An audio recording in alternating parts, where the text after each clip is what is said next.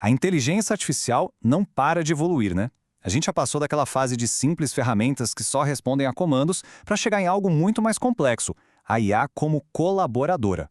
Mas, na prática, como seria ter um colega de equipe que é uma IA?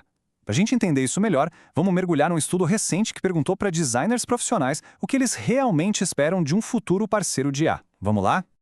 Para começar, vamos imaginar uma cena que talvez soe bem familiar. Pensa numa reunião de design. As ideias estão voando para todo lado. Um dos designers está lá desesperado tentando achar uma imagem de inspiração que ele salvou em algum lugar no meio de milhares de outras. Enquanto isso, o cliente sugere umas cores que, assim, não tem nada a ver. É o puro caos criativo, super comum no início de qualquer projeto. E esse caos todo acaba virando frustrações bem reais, sabe? Aquela dificuldade de tirar uma ideia da cabeça e colocar no papel, os arquivos de inspiração que viram uma verdadeira bagunça digital, as equipes que ficam presas sempre nas mesmas ideias, e aí você soma a isso, falhas de comunicação, a pressão do tempo que nunca para, é exatamente esse nó que a tecnologia agora está tentando desatar. E aí que entra a pergunta de $1 milhão, que é o centro desse estudo. Será que uma IA mais avançada conseguiria de fato organizar esse caos e ainda por cima turbinar a criatividade, em vez de ser só mais uma ferramenta no meio da confusão? A resposta parece que é sim, mas não do jeito que a gente está imaginando. A solução para esse caos criativo está numa mudança bem grande de mentalidade. A conversa está deixando de ser sobre uma IA que só gera conteúdo para a gente falar de uma IA que atua, que tem agência. É a gente sair de um robô que obedece a prompts para ter um verdadeiro parceiro de trabalho. E aqui a gente vê a diferença crucial. De um lado, a IA generativa, essa que a gente já conhece bem. Ela é reativa.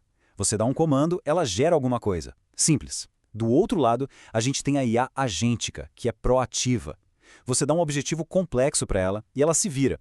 Planeja e executa as tarefas sozinha para chegar lá, precisando de muito menos supervisão humana. O jogo muda completamente. Então, a definição oficial é essa: um sistema autônomo que busca metas complexas com o mínimo de intervenção humana. Pensa menos num gerador de imagens e muito mais num assistente de projeto que realmente entende o que precisa ser feito no final. Ok, então se a gente tivesse essa tal de IA agêntica como colega de trabalho, o que ela faria no dia a dia? O estudo foi atrás para descobrir exatamente quais seriam as funções que os designers adorariam delegar para esse novo parceiro. E a resposta dos designers foi, olha, surpreendentemente específica. Eles não estão querendo um ajudante qualquer, não.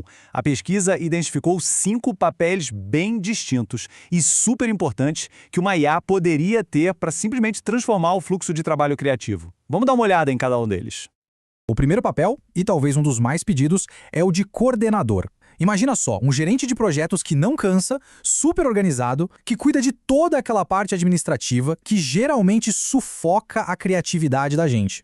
Como coordenadora, essa IA ia pegar para si tarefas como resumir reuniões, transformar feedback em lista de tarefas, planejar a logística e, talvez o mais importante, ia atuar como uma guardiã do foco, sabe? Garantindo que a equipe não se perca no meio do caminho. É a organização que libera a mente para o que importa: criar. Agora o segundo papel, ele ataca outra dor gigantesca, a bagunça digital. É a função de guardião de recursos. Pensa nesse papel como um bibliotecário super inteligente para todas as ideias, referências e inspirações da equipe. Esse guardião ia simplesmente acabar com o caos dos arquivos, nomeando, organizando e categorizando tudo no automático. Já pensou poder só falar, IA, lembra daquela foto de um mapa de trilha que eu vi numa revista meses atrás? E ela achar na hora, já com a etiqueta de estilo e assunto? Isso, sim, é gerenciar a inspiração de verdade. Na sequência, temos o papel do guardião.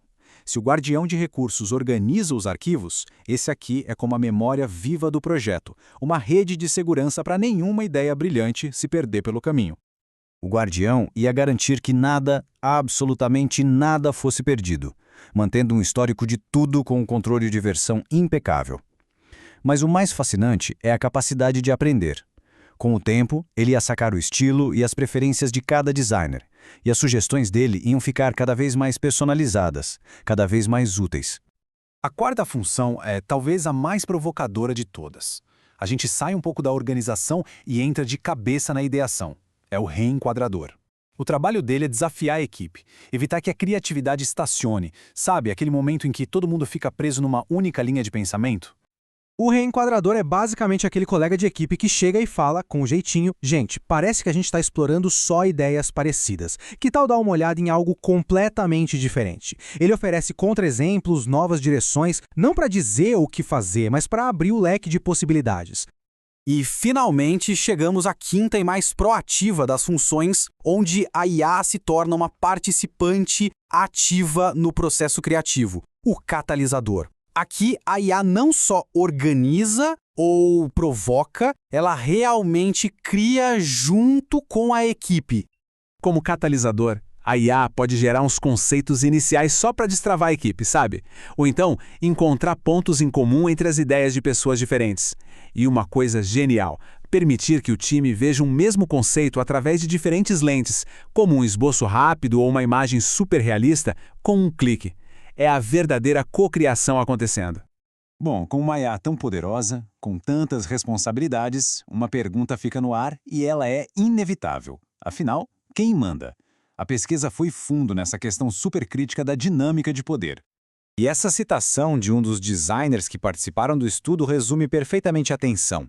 Confiança. É tudo sobre confiança.